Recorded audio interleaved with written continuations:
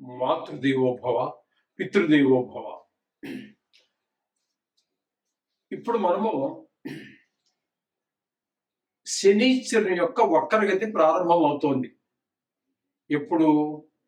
July 27న ప్రారంభమై August, September, October, November, December 9వ తారీఖు వరకు కూడా వక్రగతిలోనే సంచారం చేస్తూ ఉండాలి.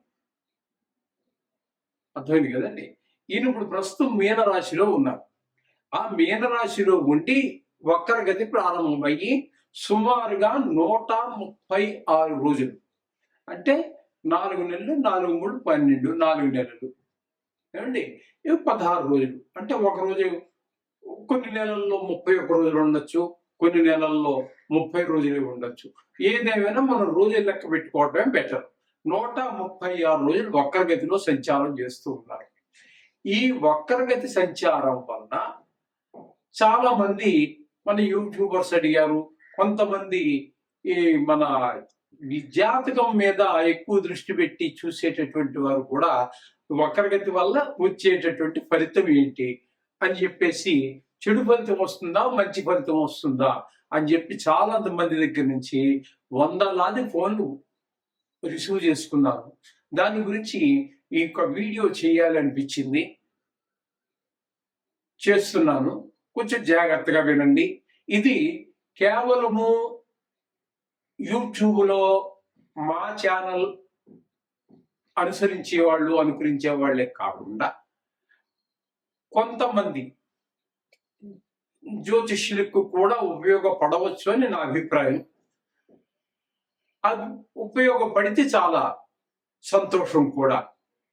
కాబట్టి ఇది కొంచెం జాగ్రత్తగా వినవలసినటువంటి విషయం. ఇక్కడ ఈయన మొత్తం మీద 136 రోజులు సంచారం చేస్తున్నారు. నిజానికి ఎప్పటి నుంచి ప్రారంభమవుతోంది? మనం జూలై 27న వక్రగతి ప్రారంభమవుతోంది. ఆ రోజున మీకు ఇంచుమించుగా ఇంతవరకు ఎవరు చెప్పనటువంటి విషయాలు చెప్తున్నాను అనుకో. అది తెలియదని కాదండి, వాళ్ళకి తెలిసి ఉండొచ్చు కాక, సమయాభావం కావచ్చు, మరి ఏదైనా కారణం కావచ్చు. వాళ్ళు చెప్పి ఉండనటువంటి విషయాన్ని మీకు నేను తెలియజేస్తున్నా. ఆ రోజున శని భగవానుడు 20 డిగ్రీల్లో ఉన్నాడు. మీనరాశిలో 20 డిగ్రీల్లో ఉన్నాడు. అక్కడ నుంచి వక్రగతి ప్రారంభమయ్యి డిసెంబర్ 9 వరకు వక్రగతిలో ఉంటున్నారు. ఆయన వెనక్కి నడుస్తున్నారు. వక్రగతి అంటే ఏంటి? ముందుకు వెళ్ళడం కాకుండా వెనక్కి రావడం. అలా వచ్చి వచ్చి వచ్చి ఎక్కడి వరకు అంటే డిసెంబర్ 9వ తారీఖు వరకు. అక్కడికి వచ్చినప్పటికి 20 డిగ్రీల్లో ఉన్నాడని మొదట మనం చెప్పుకున్నాం కదా. ఆ 20 డిగ్రీ నుంచి 13 డిగ్రీల్లోకి వస్తున్నారు. అంటే ఇవన్నీ ముందు నడుచుకుని వెళ్ళిపోయారు ఆయన. ఈ 13 డిగ్రీ నుంచి అలా ముందుకు వెళ్ళిపోయి 20 దగ్గరికి వెళ్ళారు. ఆ వెళ్ళినటువంటి ఆయన మళ్ళీ వక్రగతి కారణంగా, అంటే నిజానికి వక్రగతి అంటూ ఉండదు, అది మనకి కనిపించే విధానం. ఎందుకంటే ఒక్కొక్క గ్రహానికి ఒక్కొక్క ఓర్బిట్ ఉంటుంది కాబట్టి ఆ ఓర్బిట్ లో తిరిగినప్పుడు చిన్న ఓర్బిట్ ఉన్న గ్రహం త్వరగా ముందుకు వెళ్తుంది కాబట్టి ఇది వెనక్కి వెళ్ళినట్టు కనిపిస్తుంది. కానీ నిజానికి ఏ గ్రహానికి కూడా వక్రగతి అనేది రాహుకేతువులు తప్పితే దేనికి లేదు. కాబట్టి ఇక్కడ శనీశ్వరుడికి వక్రగతి లేదు, కానీ వెనక్కి వస్తున్నట్టుగా మనకు కనబడుతుంది. కాబట్టి ఫలితాల్లో కూడా మార్పులు ఉంటాయి. ఎంతవరకు ఉంటాయి ఫలితాల్లో మార్పులు అన్నట్టయితే, 13 డిగ్రీల నుంచి 20 డిగ్రీల వరకు వెళ్ళాడు కదండి. ఈ ఫలితాలన్నీ అతని అనుభవంలోకి వచ్చేసాయి. ఏ జాతకుడైతే ఉన్నాడో ఆ జాతకుడికి శని ప్రభావం వల్ల వచ్చినటువంటి ఫలితాలు మంచి కావచ్చు, చెడ్డ కావచ్చు, అనుభవంలోకి వచ్చాయి. కానీ ఇప్పుడు 20 నుంచి మళ్ళీ 13కి వెనక్కి వస్తున్నాడు కాబట్టి ఈ అనుభవించినటువంటి అనుభవాలు ఏవైతే ఉన్నాయో అవి మరలా పునరావృతం అవుతాయి. అయితే ఇక్కడ చాలా మంది, నేను యూట్యూబ్లో విన్నాను, చాలా మంది చెప్పినటువంటి విషయం ఏంటంటే, వక్రగతి ఉన్నట్టయితే వెమ్మటే ఇంకా ఆలోచించలేదు, వెనక రాశి యొక్క ఫలితాలు చెప్పేస్తున్నారు. అది కరెక్ట్ కాదు. కరెక్టే ఒక రకంగా. ఎలాగా? ఆయన కనుక 13 కూడా కాకుండా ఇంకా వెనక్కి వచ్చి కుంభరాశిలోనికి ఆయన కుంభరాశిలోనికి మరలా ప్రవేశిస్తే రాశి మారుతుంది. అప్పుడు ఫలితాలు మారుతాయి. ఇప్పుడు 20 దగ్గర ఉన్నది 13 డిగ్రీలు 20 డిగ్రీలు ఇవన్నీ కూడా మీన రాశిలోనే ఉన్నాయి కాబట్టి ఫలితం మారేటటువంటి అవకాశం లేదు. కొన్ని సందర్భాల్లో మారుతుంది. ఆయనతో పాటుగా అదే మీన రాశిలో శనితో పాటుగా ఉన్నటువంటి గ్రహాలు ఏవైతే ఉన్నాయో ఆ గ్రహాల యొక్క ఫలితాలు కూడా కొద్దిగా మారేట అవకాశం. అది కూడా రాశి మారలేదు కాబట్టి ఆ డిగ్రీల్లో వచ్చేటటువంటి తేడాలు బట్టి కొంచెం మారే అవకాశం ఉంది. ఆయనతో ప్రస్తుతం ఇక్కడ శనితో పాటుగా మరొక గ్రహం ఏదీ లేదు కాబట్టి దాని గురించి మనం చర్చించవలసినటువంటి అవకాశం కూడా ఏమీ లేదు. ఇది శని యొక్క వక్రగతి, దానివల్ల వచ్చే ఫలితాలు. యాజ్ ఇట్ ఈస్ గా ఎలాగైతే ఉందో అలాగే శని మీన రాశిలో ఉన్నప్పుడు ఇచ్చేటటువంటి ఫలితాలనే మనం చెప్పుకోవాలి. నో డౌట్, మీకు ఏ విధమైన అనుమానం అక్కర్లేదు. అర్థమైంది కదండి. అందుచేత శని భగవానుడి ఫలితాలు మామూలుగా ఉన్నప్పుడు ఏ ఫలితాలు అయితే ఉన్నాయో అవే ఫలితాలనే మనం చెప్పుకుంటున్నాం. ఆయనతో పాటు ఏ గ్రహము లేదు. కానీ మీకు పునరావృతం అవుతున్నాయి. 13లో ఉన్నప్పుడు డిగ్రీల్లో ఉన్నప్పుడు ఏ అనుభవాలు ఉన్నాయో 20లోకి వచ్చాక అవన్నీ మీకు అనుభవంలోకి వచ్చేసాయి. కానీ మళ్ళీ ఆ అనుభవాలు పునరావృతం అవుతున్నాయి. ఇది గుర్తుపెట్టుకోండి. కర్కాటక రాశి వారికి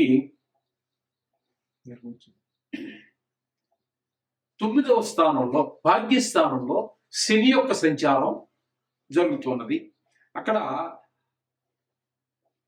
జూలై 27 నుండి డిసెంబర్ 9 వరకు కలిగా 136 రోజుల పాటు, అంటే July, August, September, October, November, December 9 వరకు ఇవన్నీ కలిపి 136 రోజులైంది. ఈ 136 రోజులు వక్రగతిలో ఆయన సంచారం చేస్తూ ఉన్నారు. దీని వల్ల ఫలితాలు ఏమైనా మారతాయా? ఈ కర్కాటక రాశి వారికి భాగ్యస్థానంలో ఉన్నారు. ఏ ఫలితాలు అయితే ఇస్తూ ఉన్నారో ఆయన వక్రగతి ద్వారా కూడా అవే ఫలితాలు ఇవ్వబోతున్నారు. కారణం ఏంటంటే ఆయన ఒక సంచారం వెనక్కి నడుస్తూ 13 డిగ్రీల వరకు వస్తూ ఉన్నారు. దీనివల్ల కలిగే ఫలితం ఏంటంటే ఈయన 13 నుంచి 14, 15, 16, 17, 18, 19, 20 వరకు వచ్చారు. ఇవన్నీ మీకు ఈ ఫలితాలన్నీ అనుభవంలోకి వచ్చినటువంటివి. కానీ ఆయన మళ్ళీ వెనక్కి ప్రయాణం చేస్తున్నారు కాబట్టి అదే రాశిలో మళ్ళీ కుంభంలో దాకా రాలా, అదే రాశిలో 13 డిగ్రీల దాకా వస్తున్నారు. అంటే మీకు అనుభవంలోకి వచ్చినటువంటి ఫలితాలు ఏవైతే ఉన్నాయో అవే ఫలితాలు మళ్ళీ పునరావృతం అవుతూ ఉన్నాయి. అయితే వేరే గ్రహాల మీద ప్రభావం ఉండవచ్చు. ఏ విధంగా? ఆయనతో గనక కొన్ని గ్రహాలు ఏవైనా ఉన్నట్టయితే, అంటే మనం కలిసి యుతి ఉన్నట్టయితే వాటి ఫలితాలు కూడా మళ్ళీ కొంచెం తేడా వచ్చేటువంటి అవకాశం ఉంది. ఇప్పుడు ప్రస్తుతం మీనంలో శనితో పాటుగా మరొక గ్రహం ఏది కూడా లేదు కాబట్టి శని ఆయన 9వ స్థానంలో ఇచ్చేటటువంటి ఫలితాలనే ఇక్కడ కూడా ఇవ్వబోతూ ఉన్నారు. ఇక్కడ 9వ స్థానం అనేది మనం భాగ్యస్థానంగా మనం చెప్పుకుంటూ ఉంటాము.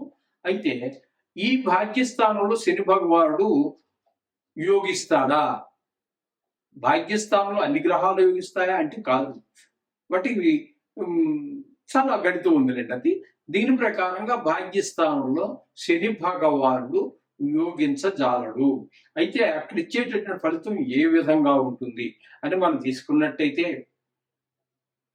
శోకం, రోగం, మహాదుఃఖం, క్వచిత్ ద్రవ్యం, క్వచిత్ సుఖం, స్వదార స్వసుత క్లేశం నవమస్తు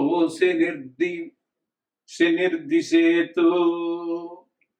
నవమ స్థానంలో కనుక శని భగవాను ఉన్నట్టయితే జరిగేది ఏంటంటే విచారం, మనిషికి విచారం అంతా, రోగం, వివిధ రూపాలైనటువంటి కష్టం, ఇవన్నీ ప్రాప్తిస్తూ ఉంటాయి. పాపకార్యాలు చేయటం, ప్రయత్న కార్యాలన్నీ కూడా చెడిపోవటం, ఆ ప్రయత్నం సఫలీకృతము కాదు. చేసేటటువంటి వృత్తిలో కూడా భంగం కలగటం, దశమస్థానంలోనూ ఉంది, చేసే వృత్తిలో ముందుకు వెళ్ళకపోవటం, మరి అది భాగ్యస్థానంలో కూడా ఇంచుమించుగా చేసే వృత్తిలో భంగం కలుగుతుంది. ఈ విధమైనటువంటి అశుభ ఫలితాలనే మొత్తం 9వ స్థానంలో ఉండి ఈ కర్కాటక రాశి వారికి ఈ విధమైన ఫలితాలు ఇస్తూ ఉన్నారు. కాబట్టి వీరు కూడా ఖచ్చితంగా ఈ 2.5 సంవత్సరాలు సుదీర్ఘకాలం కాబట్టి శనీశ్వరుడు అంటే మెల్లగా నడిచేవాడని, ఈ గ్రహాలన్నింటిలో కంటే మెల్లిగా నడిచేవాడు. 2.5 సంవత్సరాలు శని భగవానుడు తప్పితే వేరే ఏ గ్రహము కూడా ఒక రాశిలో సంచరించదు. కాబట్టి ఎక్కువ కాలం నడవడం అంటే మెల్లగా నడవడం ద్వారా ఎక్కువ కాలం తీసుకుంటాడు. కాబట్టి కష్టాలు కూడా ఆయన ఇచ్చే సుఖాలైతే కూడా సుఖాలు ఎక్కువగా ఉంటాయి. మరి ఇక్కడ కష్టాలు ఇస్తున్నాడు భాగ్యస్థానంలో ఉండిన, కాబట్టి కష్టాలు కూడా ఎక్కువ కాలమే ఉంటాయి. కాబట్టి వాటికి పరిష్కారంగా తప్పకుండా మీ ఆర్థిక పరిస్థితిని బట్టి జపం, శని భగవానుడికి జపశాంతులు చేయించండి. జపశాంతులు ఉన్నట్టయితే జపము అంటే ఇంకా చాలా ఉన్నాయండి, దానము, క్షీర తర్పణము, హోమము, అలాగే దానం, నువ్వులు దానం, ఇవన్నీ ఇచ్చుకోవటం అనేటువంటిది మనకి శాస్త్రం చెప్తున్నది. అందరి దగ్గర మరి ఇంత డబ్బులు ఉండకపోవచ్చు, ఆఫీసర్గా ఉన్నాడు లేదా పెద్ద ధనవంతుడిగా ఉన్నాడు, ఇస్తాడు, అది లెక్క ఏం కాదు అది.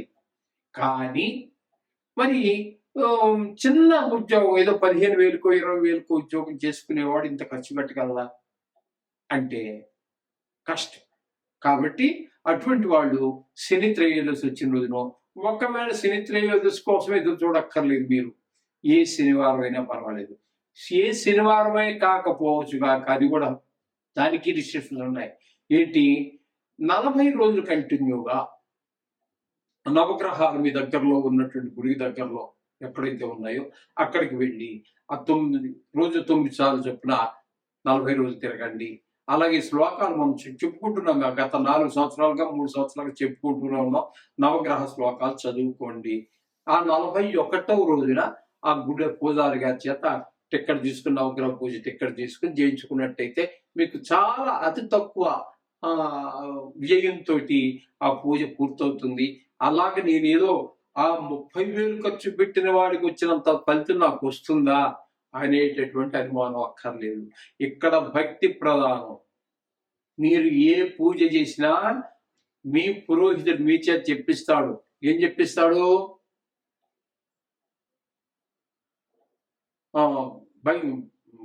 మంత్రహీనం, భక్తిహీనం జనార్దన అని చెప్పిస్తాడు మన చేత. అక్కడ భక్తిహీనం అయితే 30,000 కాదు, నువ్వు 3 లక్షలు ఖర్చు పెట్టినా ఏమీ జరగదు.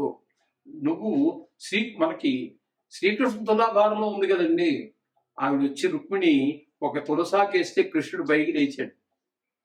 సత్యభామ గారు 7 వారాల నగరు వాళ్ళ చిన్న నాన్నగారు సంపాదించిన సత్రాజిత్తు ఇచ్చినటువంటి ఆ శమంతమణి ద్వారా రోజుకి 8 బారులు బంగారాలు తీసుకొచ్చినా ఆయన తోగల, కృష్ణుడు తోసలేకపోయాడు. భక్తితో ఏ దేవుడినైనా, ఈ దేవుడి అక్కర్లేదండి, మీరు ఏదో ఆఫీసులో పనిచేస్తున్నారు, ఆయన రోజు పొగడండి, అలాగే నవ్వుతానండి మోహన్ నవ్వుతూ పెట్టి, ఆయన ఏ పని చెప్పినా చెయ్యండి, పొంగిపోతాడు. మీకు అగ్రపీఠం మీదే, అక్కడ ఆఫీస్ మొత్తాన్ని మీరే వెళ్తారు, అక్కడ ఆయన పక్కనే ఉంటాడు. అలా పొగడ్తకి లొంగనవాడు ఎవడూ లేడు. భక్తి అనేటటువంటి ప్రధానంగా తీసుకోండి.